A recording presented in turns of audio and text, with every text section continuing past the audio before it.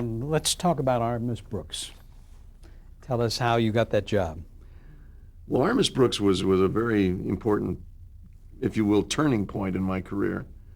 I was doing, as I mentioned earlier, I was doing a show, Oogie Pringle, on A Date with Judy, and on the show was a young lady named Sandra Gould, who played a character.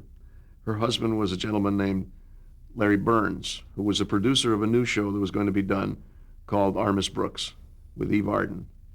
And she recommended me to Larry. She said, we got to have him do it, and because he'd be great and blah, blah, blah. And she was my agent on the job, as a matter of fact. And I went over and signed to do the show. And it was probably one of the better experiences of my life. First of all, working with Eve Arden taught me so much. Again, looking back and reflecting on all those people from whom I learned as a kid. Eve was a consummate performer and just such a professional. And of course, to work with Gail Gordon, who I think probably has as good a comedy timing as anybody in the history of our business. And to be able to work with him every week for 6 years as I did, well, it ended up longer than that, actually, because the television show came along. And at that time, I had reached the point where I thought I should probably go to the big boys town in the sky. And my voice was about to give out. I was getting a hernia from playing Walter Denton. And they wanted me to do the television show. And I said, guys, I can't. You know, I'm 72 years old. It's time to quit this show. You know, I can't keep playing this character forever. And they said, well, Eve was insistent. She wanted all of us that had done the radio show, Gloria McMillan and Gail Gordon and all of us to go on and do the television series, because that was the beginning of radio going into television. Those were the early days of that happening. I had done a show, Favorite Husband, with Lucille Ball and Richard Denning on radio. Incidentally, had been directed by Bob Sweeney, who was, you know, as good an actor as he was director. And it was a show that they liked particularly. So when the show became I Love Lucy, when the Favorite Husband became I Love Lucy, Jess Oppenheimer, who was the producer and creator, Madeline Pugh and Bob Carroll, who were the writers, they went over with the show, and this was a particular show, Arthur the Dance Student. And it was a story of a young guy who falls infatuated by Lucy, challenges Ricky practically to a duel for her affection. And so at just that time, when I had turned down the Artemis Brooks, I went over and played this character, which was very Walter Denton-like. He was a silly kid with a squeaky voice. And I did it. It was television, right? I did now Favorite Husband had become I Love Lucy. This was one of the very first I Love Lucy's filmed. And I played Arthur. When the studio saw that, when CBS saw that, and CBS was also doing Artemis Brooks, they said, look, I mean, you can obviously play that character. You can obviously play this goofy young kid. Just do it for a year. And I said, well, they said, just a year. And I said, okay, I'll do it for a year. So I did it for a year, and then I did it for a second year, and then I did it for a third year. And finally, they sent me to the home. I said, folks, this is it. I can't do it anymore. And I was very reluctant to leave because I loved the show. I loved the people. We had a very strong family on the Artemis Brooks show. And I hated to leave it. I really did, because we had such a great time. Jeff Chandler had done the radio show, Ira Grossell, and when we started the show, he became a huge movie star when we were on radio.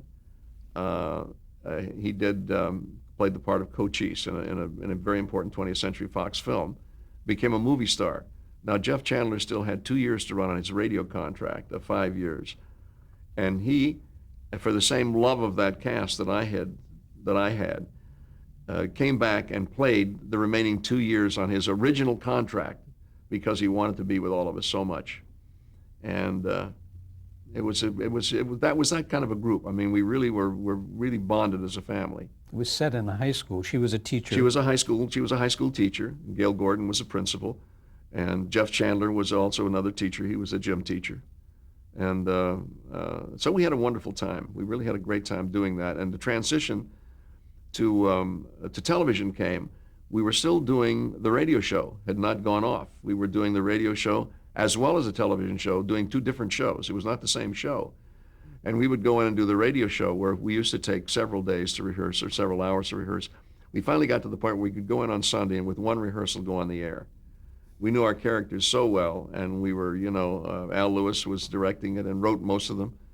And we knew each other so well that we could go in and do these shows almost blindfolded, which we sometimes almost literally did. And then we would go and do the television show. Did they use any of the material from the radio show on the television show? Very little of it. Very little of it. Most of the stuff was original for television. We did do some shows, but I must say they did a very good transitional piece on it. They didn't just take it from radio and make it a television show. It was definitely rewritten for the visual effect of television.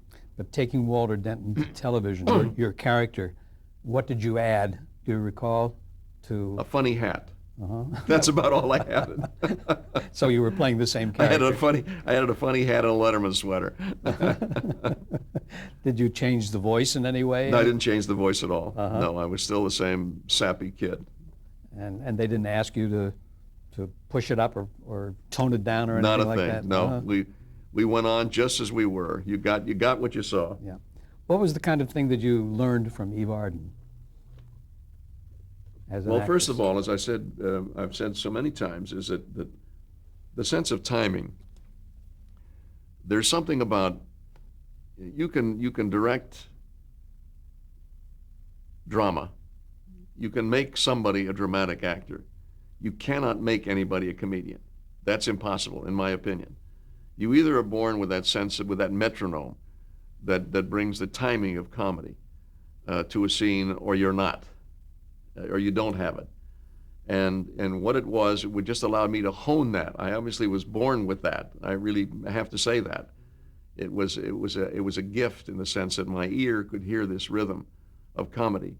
And it was just honed by working with all these people, by working with Eve Arden, who was just a master at that. Gail Gordon, who was an incredible comedy timing. And all the people that I've mentioned, George Burns and, Red Skelton and Bob Hope, and my God,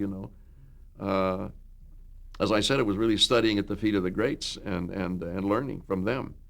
And also what was a great advantage for me then too was that we did those radio shows with audiences, so that the sense of timing a laugh, I could hear the laugh. When I later did visual comedy, always in my head I could hear the laugh. I could hear the laugh off stage, with or without it. I knew what the rhythm was of the laughter, and I think that was a great advantage to having all of those years faced audiences, and played the laughter, and then to have to go into, we talk about that. We say, Laurel and Hardy didn't have an audience. Of course they didn't have an audience. What did they have? They had a built-in metronome. They knew what was going on in terms of the rhythms of comedy. And I think that was a great advantage for me as an actor, learning. But you also have to have a sense of humor, because you've got to know where the laughs are going to come and how big they're going to be. I do think you have to have a sense of humor. Yeah, I have met very few people who can play comedy who have no sense of humor. Most people who play comedy do have a sense of humor. You mentioned Larry Burns as a producer and how you got to know him. Did he also do the TV program? Yes, he did. Yeah. Yeah, Al Lewis and Larry Burns went on to the television program as well. So we had the same family. It was just we all packed up and headed west. Were you at Desilu Studios? Was this their second? We were at production? Desilu Studios, and of course that was we were there at the inception of that creation of Lucille Ball and Desi Arnaz, and incidentally, the business acumen of both of them is incredible. They really knew what they wanted. They knew how to do it. They knew how to achieve it. They knew how to get it. And Desi was incredible. A lot of people have been credited with the creation of the 3-camera technique, but I'm voting for Desi Arnaz because we played in front of an audience with 3 cameras, and we used the same on Armis Brooks. We used the same crew that Lucy used. and we were in adjacent stages. It was a big door that opened between the two sound stages. It was a movie studio we were shooting at. Of course, all the shows in those days, we moved into movie studios. There weren't television studios.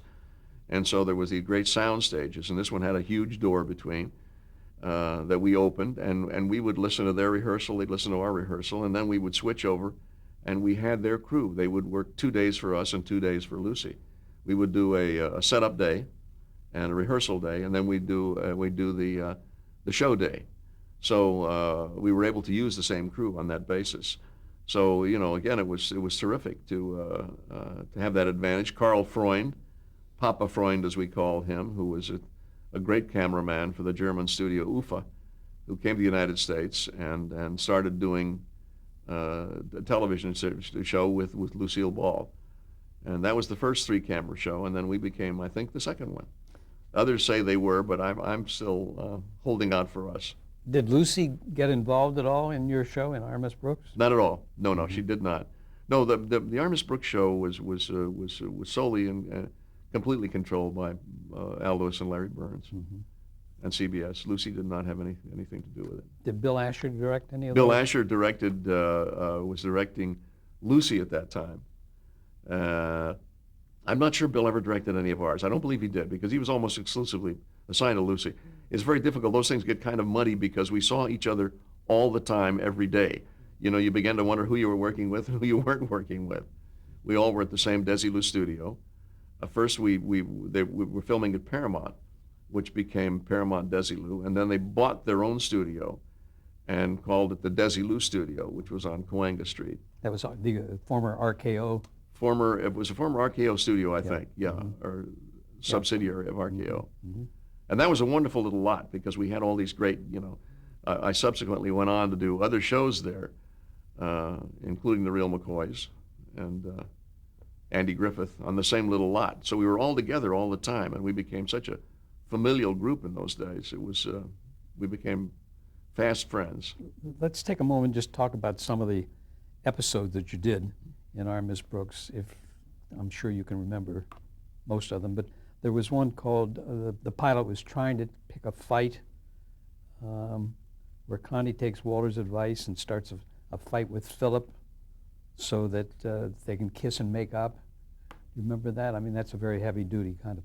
Well, there were always what was interesting about that show was the fact that it was, I think it was one of the first, you know, I wouldn't call it women's lib, but here is a woman on her own playing a character who was both romantic and forceful, and you know, it was kind of, she kind of set the stage for that sort of character.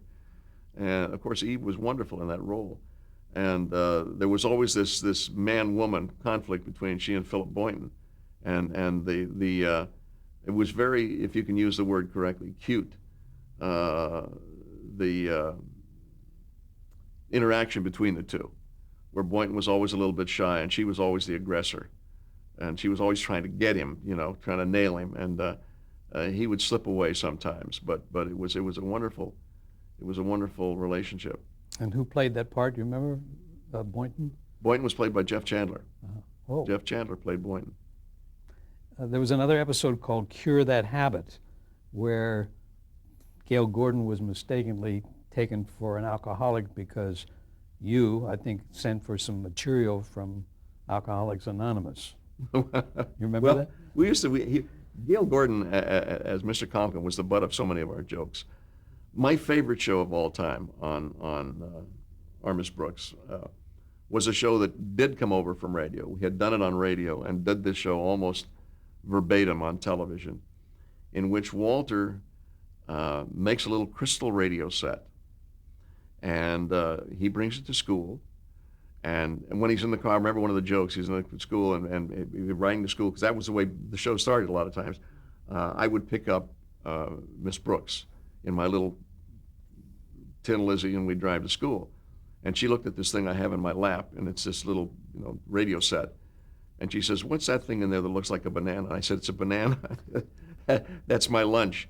Anyway, it was funnier when you had to be there. But that radio set then goes to the school, And Mr. Conklin now has just put in a new lanai on his house, a very Hawaiian-themed lanai with bamboo chairs and wicker chairs and all the accoutrements of a South Pacific lanai. And he very proudly has this. And we go over there, and I have this little radio. He turns on the radio, and he picks up a shortwave broadcast that says there is a monsoon is going to hit, a typhoon is going to hit. And it says, take all your bamboo furniture and nail the windows shut. And, so of course we do that. We tear this place apart. And then the last thing it says, you remember to tether your elephants. And he runs out of the room. He says, where are you going? He says, I've got to tether my elephants. And he runs out of the room. The longest wait in the history of show business, I think. It was like 2 minutes. And the audience starts to laugh. And they started to laugh. And they started both on radio and on television. And then Gail comes in through the door and he says, tether my elephants? And it was, one of the great double takes in all of television history, comedy history, I think. And that was a very funny show. I loved that show. And I can hear him doing that. Oh, too. yes. Yeah. There was another show called Bones, Son of Cyrano, where you write a love poem to Harriet, who was Conklin's daughter. You remember that at all? I have a tough time. They all kind of fade into the distance, Sure. all the shows. We did, I forget how many 100 we did when we finished. And Eve Arden was so effective as a teacher. Wasn't she asked to speak at schools and PTAs? Oh yeah, she became the absolute model for teachers in the United States. She was a great heroine, you can imagine. All the teachers who because she treated that profession with such respect. And when the show was almost near its end, and I read this in one of the books, you changed the setting from the high school to a private school. Do you recall that? That's when I left. Uh-huh. That was the end of the third year when Walter Denton finally left. And they went to another school, and Gene Barry came on as a love interest then. And that was, I think, the fourth and fifth season. I did only the first three. But that was a very natural transition. I don't think the show had quite the bite then that it did before. It didn't. There's something about the people chemistry. We can look back, I think, historically through the history of television and motion pictures and recognize the natural chemistry of certain projects. And I think that had a chemistry that was almost difficult or almost impossible to duplicate. Do you think that's the reason the series eventually went off the air? Well, I think everything has its kind of life cycle. I think that there's only so many stories you can tell about school. I'm surprised at how many of the shows that are on television today they've lasted so long, and in our time that would not have been possible. I mean, it was very difficult for a show. If it lasted 6 or 7 years, that was beyond belief, and now shows are going to their 10th year. Although we did have in those days, we have to remember, in those days we did 39 episodes. Shows now do 20 episodes or 22 episodes and 72 repeats and 42 more repeats and then another episode again. I mean, there was a commitment to a season in our day. We had 39 shows, and we were picked up for 39 shows. We did 39 shows. For example, on the Real McCoys, which followed for me, Armis Brooks, we did 234 episodes of the Real McCoys in the 6 years we were on the air. And, now I see we're celebrating our 100th episode. We've been on for 7 years. And I'm thinking, oh, hello, we did that in a couple of years. But was that a tough grind? I mean, to do? Not at all. Not at all. Going to the Real McCoys, because that would be the natural transition for my career, is after Armis Brooks, I decided to take a layoff. I really wanted to get out of town and go away for a while. Why? Well, I just was, I was tired of the grind of weekly television. I thought it was time to enjoy a little bit of life. I had worked very hard all of my life. I was still a very young man. And I went off to Europe for about 3 months. I came back to New York following that trip. And suddenly my agent in Hollywood said, we want you to audition for a couple of shows on Broadway. And I said, fine. I mean, I was, in my mind, I was an actor. It didn't matter whether it was television, radio, stage, or what. That's what I did. So I auditioned for a show, and I was staying in a friend's apartment. There's a couple of funny audition stories. One of them being, can you sing? And I said, yeah, I can sing. And so they said, well, we'll get you a musical and you'll go audition. So I had chosen, as most of the young guys who were auditioning for this juvenile lead in this play were doing On the Street Where You Live. Well, I was, I don't know, the 35th guy standing in the wings waiting to go on and with his accompanist to sing On the Street Where You Live. So everybody would go out there and say, I have often, thank you very much, thank you. I have often walked, thank you very much, thank you, thanks a lot. So I go out and I walk onto the stage. I think I'm going to do I have often, I walk out. I have often, waiting for them to say, get off. There was no sound. Walked on this street before. And they made me sing the whole damn song. And I thought I was going to die because it was one of the typical, cliche theater scenes where the two people are sitting in the back of the theater and it's black. And you hear these voices coming at you with a light in your face. And anyway, I did not end up doing that, but came back to California. And when I arrived here, I would audition for another play, The Loud Red Patrick. And I had gone in for 3 or 4 days. I think I rehearsed with every ingenue in the history of show business, came into audition with me. And I figured, well, this is a lock. I'm going to do this. We're going to open next week. And they kept doing it and kept doing it and kept doing it. And finally I said, I'm going home tomorrow. And they said, well, they haven't made up their mind yet. I says, I know, but if they make up their mind, I got to get out of this wash and wear outfit I've been wearing for 3 months. I got to go home and sleep in my own bed. And if they want me, I'll come back tomorrow, but I'm going home today. And I went home, and I got a call, and it was my agent saying, Walter Brennan would like to meet you, and Irving Pincus, and Sheldon Leonard. The call really came from Sheldon Leonard, who was directing The Real McCoys. And The Real McCoys was a show that was created by Irving Pincus, Norman Pincus, his brother. And Sheldon Leonard was very much involved in the creation of the show. And it was financed by Danny Thomas, to the tune, I think, of above and below the line of about $48,000, if you can imagine that. That's what you pay now for a caterer for lunch, I think, per episode. Anyway, I came in and I had always adored Walter Brennan. As a kid, in those days, you remember we used to go to the motion pictures and we'd see all these great character actors like Walter Brennan. And to me, as an audience, they meant as much as the stars. I always adored the character actors. In fact, they were kind of my favorites in a picture. And all of us in those days knew them all by name.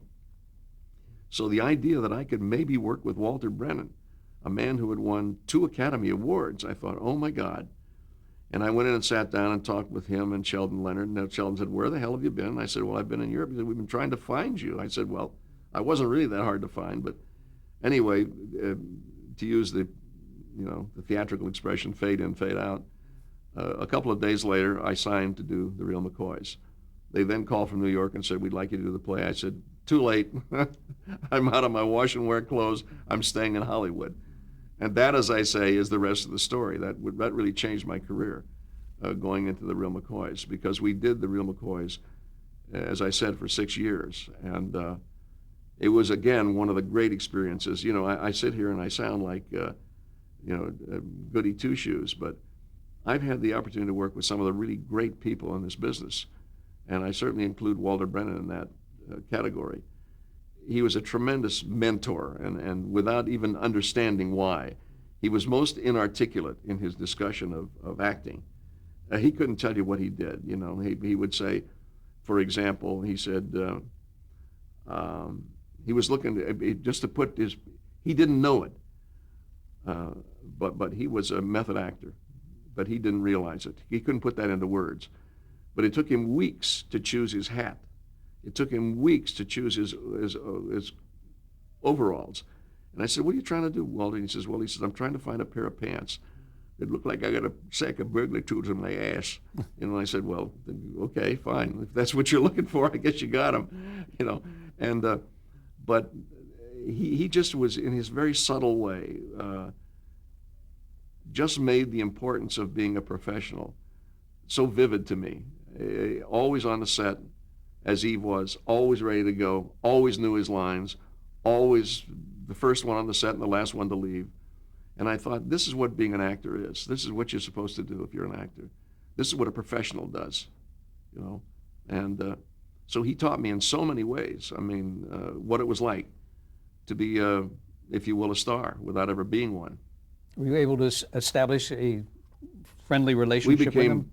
very close friends, as I have with so many of the people I've worked with,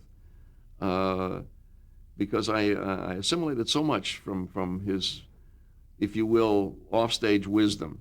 You know, Walter looked like a Boston banker and spoke like one. He was as erect as you could, as a military, as a general, you know, and when he'd walk on the set, he'd come in with this, he was a tall man. Most people think he was short. Walter was very tall, very broad-shouldered and straight, and he'd walk in, sit down with the Wall Street Journal, and we'd talk, and he'd say, you ought to buy some of this. You know, he would put on that accent, even when just for laughs. And people often say to me, you know, did he put something in his shoe? I said, no, that's what we call acting, you know. The limp that he carried into that character was part of the creation of his character, was that limp. You played Luke McCoy. I played Luke McCoy. And let's talk about the format of the show a little bit, just so people... Well, the McCoys came from West Virginia. They inherited some land in the San Fernando Valley, and I'll always remember the opening episode where we arrived in the San Fernando Valley, and we look at this house, and it is a teardown. I mean, and we all look at it, and I remember Sheldon had directed this opening episode, and the looks on our faces, it could be... you could take it as either complete awe or, oh my God, what have we here? And so we all looked at this house, and the cut was, it's a palace, it's a paradise, you know. So we inherit this lousy ranch, and which to us is a paradise. And we move in, and with little Luke, my brother, Michael Winkleman played my brother. Lydia Reed played my sister, and Kathy Nolan played my wife. And Tony Martinez played Peppino, who was our inherited ranch hand. And little Luke, people were often confused. They thought little Luke was my son because he was so much younger. And so Walter explained that. He said, well, when he was born, they were so excited that they forgot they already had named one of the sons Luke, so they named him Luke too. So there was Little Luke and Big Luke. What was the general level of the writing for the show? Well, I thought the writing was some of the best writing. I go back now and I look at some of the episodes, and it's really remarkable because we did have in that time, I think, the best staff of writers in Hollywood and the best directors. Bob Sweeney directed some. Hy Averback directed a lot of them, and we had fabulous writers. Name any names? Bill Davenport. Did Irving Pincus write some? No, of he them? didn't write any. Mm-hmm. Oh gosh, why can't I remember the That's two okay. guys? Yeah. We're going Forgive me on that because we That's all right. we were the result of our writers. They created such fabulous scripts, and there was never any attempt to be funny. We always looked at each other and said, "Don't say it funny. This is play it straight, because what we're saying is funny."